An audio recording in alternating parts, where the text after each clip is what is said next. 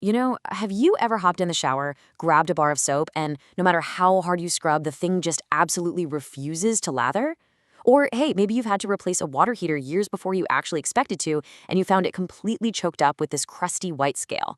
Honestly, these everyday annoyances aren't just bad luck. What's actually happening is a silent, invisible chemical battle right there inside your plumbing. Welcome to This Explainer. Today, we're going to completely unravel this mystery by looking at the absolute gold standard for measuring this exact problem. We are taking what sounds like a pretty dry laboratory protocol, the determination of hardness by the EDTA method, and turning it into this epic, microscopic tug of war. So here's our game plan for today. First, we'll look at the hard water problem itself. Then we'll meet our chemical players, followed by the actual titration showdown. After that, we'll calculate total hardness and finally wrap up with some real-world water impacts. All right, part one, the hard water problem. Okay, let's just dive right into this. You see, water hardness isn't actually just one specific thing.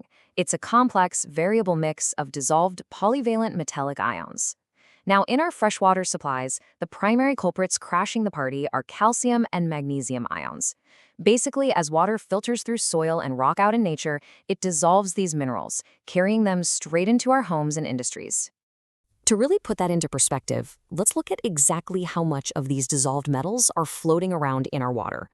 If we check out the U.S. Geological Survey scale, water is considered soft if it has somewhere between 0 and 60 milligrams per liter of these minerals.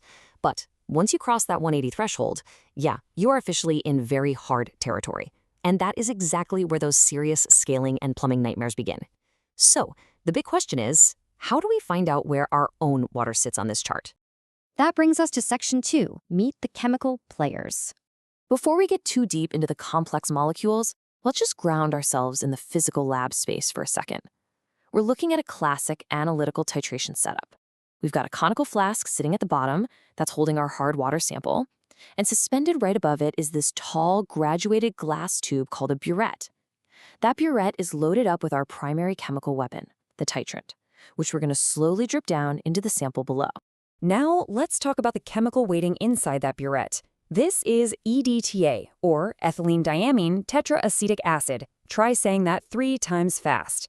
In analytical chemistry, EDTA is an absolute powerhouse. It acts as a multidentate, specifically a hexadentate ligand. Basically, think of it like a microscopic 6-toothed claw. The coolest part? It forms incredibly stable complexes with virtually all metal ions, and it does it in a perfect 1-to-1 stoichiometric ratio. Every single metal ion gets trapped by exactly one EDTA molecule. But here's the catch. EDTA can't just work its magic in any old environment. Its electron pairs are really only available to grab onto those metals when the solution is highly basic. The problem is, if we just crank up the pH and make the water highly basic, the calcium and magnesium will actually precipitate out as solid hydroxides before we can even measure them. Not great, right? So to solve this, we add a specific ammonia and ammonium chloride buffer to the sample. This creates the perfect arena for our reaction, locking the pH at exactly 10. That is the absolute optimum sweet spot for this chemistry to happen. Finally, we need a way to actually see this invisible chemical reaction with our naked eye. Enter our underdog, Eriochrome Black T, or EBT for short. EBT is this complex azo dye that acts as our metal ion indicator. When we drop it into our hard water, it temporarily grabs onto the calcium and magnesium. And when it does, it forms a weak complex that turns the entire solution this incredibly deep, dark, wine red color.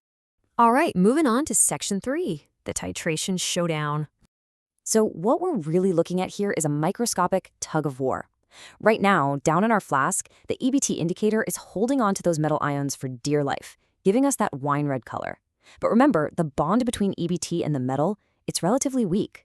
So when we open the top on our burette and start dripping in the EDTA kind of acts like a chemical bully. Because it forms a much stronger, much more stable bond, it literally steals the calcium and magnesium right out of the EBT's grasp. Let's walk through exactly how this plays out in the lab. Step 1, we buffer our hard water sample to lock that pH right at 10. Step 2, we add our EBT indicator, and bam, the water immediately turns wine red because it's just full of those uncaptured hard metals. Step 3, we slowly titrate by adding drops of EDTA. As the EDTA systematically steals the metals, that red complex gets destroyed. And step 4, Well, that's the climax. The exact second the very last calcium and magnesium ion is stolen away, the EBT indicator is left completely free-floating in the solution. And free EBT at a pH of 10 is naturally a crisp, clear blue. That sudden, dramatic color flip from wine red to blue, that's our endpoint. The battle is officially over. Now for section 4, calculating total hardness. So here is a really crucial point. EDTA cannot actually distinguish between a calcium ion and a magnesium ion. It just blindly grabs both of them. Because of that, analytical chemists needed a clever trick to make water samples from anywhere in the world easily comparable. Their solution? Regardless of whether the metal it grabbed was calcium or magnesium, we calculate the final result as if all the material that reacted was exclusively calcium carbonate. It becomes our universal standard. Once we've crunched the numbers, there are a few different ways to express the results. You'll mostly see parts per million, or ppm, which is exactly the same thing as milligrams per liter. 1 ppm is 1 mg/L. Easy, right? But you might also stumble across some older, industry-specific metrics like degree Clark, which is parts of calcium carbonate per 70,000 parts of water. The main thing to remember is that 1 mg/L equals 0.07 degree Clark.